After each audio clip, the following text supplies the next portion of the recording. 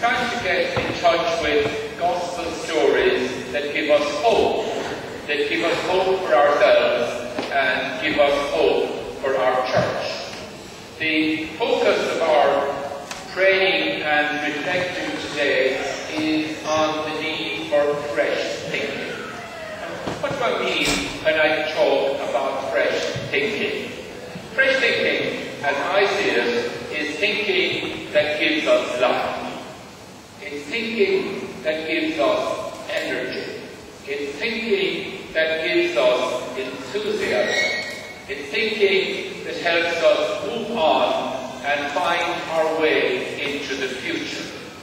So if we think of fresh thinking like that, then we'd have to say that not all new thinking is fresh thinking, and that some old thinking can continue to be fresh thinking. And we believe, as followers of Jesus, that the freshest thinking of all is to be found in the Gospels, and it is to be found especially in the sayings of Jesus and in the stories of Jesus. I've been helped this last 12 months or so to do some fresh thinking by reading a rather old book. The book was published in Italy in the 1830s. It's called Of the Five Wounds of the Church, written by an Italian priest, Father Antonio Rosmini, who's now Blessed Antonio Rosmini, the founder of the Rosminian congregation. The book was very controversial when it was published at first. Catholics were forbidden to read it.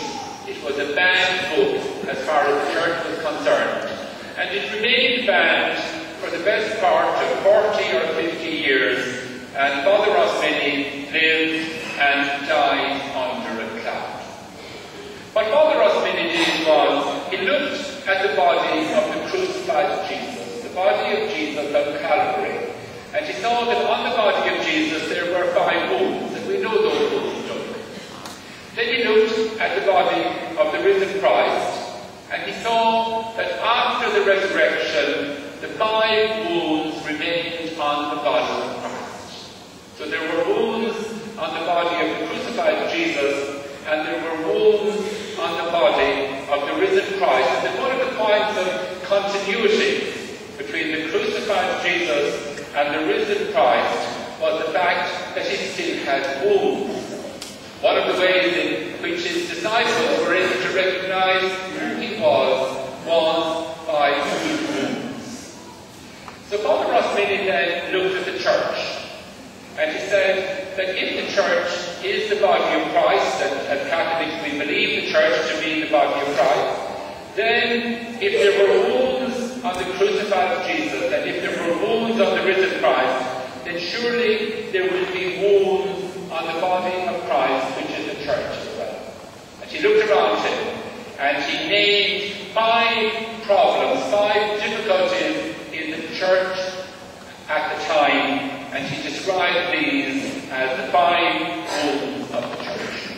Now the book was controversial because many people in the church believed then, and some people continue to believe this, that the church was perfect, that the church was what they called a perfect society, that the church couldn't do any wrong, that the church couldn't make mistakes, that the church couldn't sin, that individual Catholics could make mistakes, do wrong and sin, but that the church itself couldn't do wrong, make mistakes or sin. Now, we who have experienced what we've experienced and witnessed what we've witnessed don't have the luxury of believing that anymore. So what I'd like to do today is to name 5 wounds on the body of Christ, which is the church, as I see it today. 4 of them will be different to Father Rosmini's, and 1 I'll take from his list of 5. And the first wound on the body of Christ that I would like to name or identify this morning is clericalism. I'm just going to leave that aside for a moment because I'll come back to it.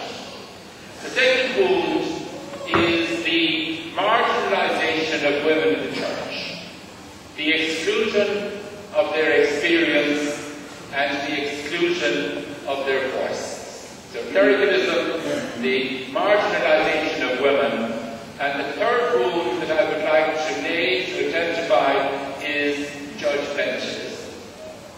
Now we do this as church and we do it as individuals. We judge people. We can be very hard and very harsh in our attitude towards each other, and the church can be very hard and very harsh in its attitude towards us. And judgmentalism is dangerous because behind our judgmental attitude lurks or lies a very dangerous and a very destructive image of God. It's a hard God, a harsh God, a God of wrath and anger, rather than the God of love and compassion and mercy that Jesus reveals. So clericalism, the marginalization of women, judgmentalism. And the four wounds that I would like to name or identify is this. We have, as a church, a very negative view of human sexuality. And we view the human body with great suspicion. And because of our negative attitude to human sexuality, and because of the suspicion with which we view the human body, we lack a persuasive sexual ethic.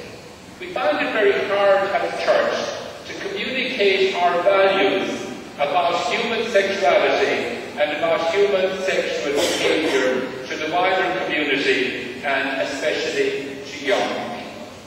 So there is clericalism, there is the marginalization of women, there is judgmentalism, then there is the lack of a persuasive